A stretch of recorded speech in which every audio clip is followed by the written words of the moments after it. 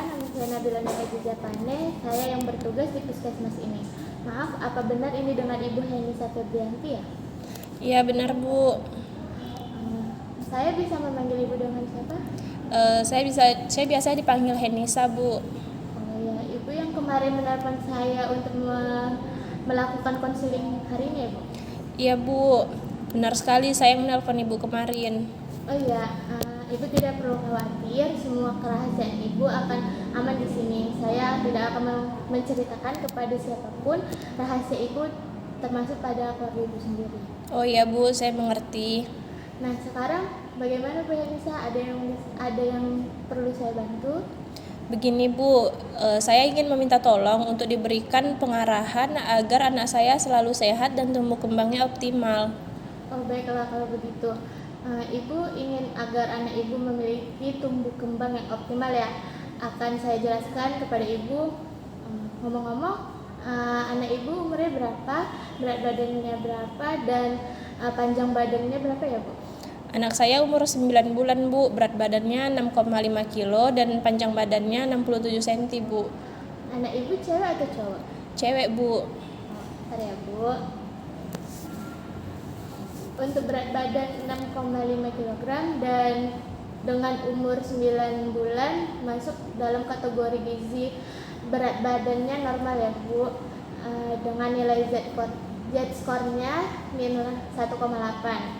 Anaknya tidak di bawah Bu? Tidak Bu. Nah kalau tidak di bawah terus ikut siapa Bu? Sama neneknya Bu. Oh begitu, wah dekat ya dengan neneknya. Sekarang anak Ibu sudah bisa apa saja?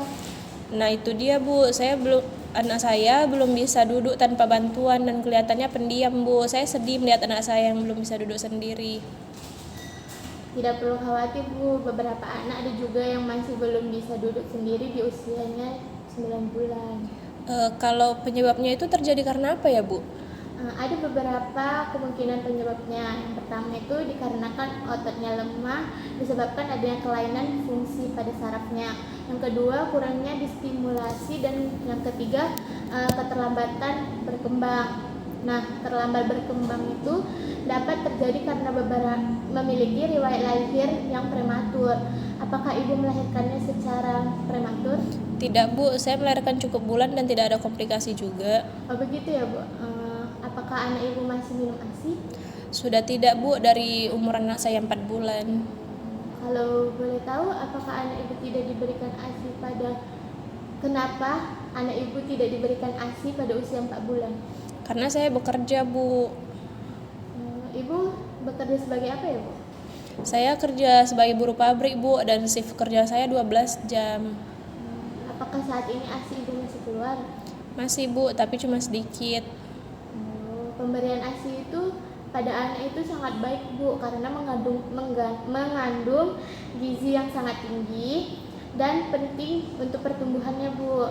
Jadi tidak ada ruginya untuk memberikan ASI kepada anak. Oh begitu ya Bu. Lalu bagaimana ya Bu agar anak saya bisa mencapai tumbuh kembangnya yang optimal gitu Bu?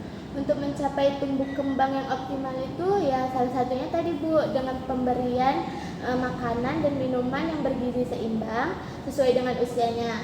Memantau pertumbuhan anak seperti berat badannya, panjang badannya, terus lingkar kepalanya, lingkar lengannya, dan menjaga kebersihan juga dapat mencapai tumbuh kembang anak yang optimal loh Bu. Serta Ibu memberikan perhatian dan kasih sayang yang cukup pada anak. Kemudian hal yang perlu dilakukan yaitu memberikan rangsangan perkembangan pada anak Ibu. Rangsangannya itu yang seperti apa ya Bu? Misalnya selalu membantu anak untuk duduk ataupun berguling-guling gitu. Oh ya Bu, saya mengerti. Kalau untuk pemantauan pertumbuhannya, apakah Ibu sering membawa anak Ibu ke posyandu atau puskesmas? Dan apakah anak Ibu sudah diberikan vaksin lengkap? Anak saya selalu dibawa ke posyandu Bu setiap bulannya sama neneknya. Untuk vaksinnya alhamdulillah sudah lengkap Bu. Wah, bagus sekali itu Bu. Selalu membawa anak Ibu ke posyandu dan sudah memberikan anak Ibu vaksin lengkap. Oh iya, untuk yang pastinya apa yang Ibu berikan? Sampai saat ini anak saya hanya suka makan pisang sama pura ubi aja Bu. Berdasarkan riwayat makannya, saya tidak ada melihat protein hewani dan nabatinya ya Bu. Kenapa ya Bu? Jadi begini Bu, pada anak saya usia 7 bulan, saya udah coba Bu untuk memberikan hati ayam atau telur ke dalam makanannya Bu, tapi anak saya terus menolaknya. Apakah Ibu sudah mencoba protein hewani dan nabati lainnya? Belum sih Bu, nanti akan saya coba lagi ya Bu. Oke. Kalau untuk frekuensi makanannya sehari berapa kali ya Bu? Dan bisa habis berapa sendok makan? Untuk sehari anak saya 3 kali Bu, dan dia biasanya menghabiskan 3 sampai 4 sendok makan Bu. Selain itu, apakah Ibu ada memberikan makanan atau minuman lainnya gitu? Ada Bu, terkadang anak saya juga suka masih lapar gitu kan Bu, jadi sama neneknya biasanya dikasih 2 keping biskuit gitu Bu untuk cemilan sorenya. Lalu anak saya juga minum susu formula Bu.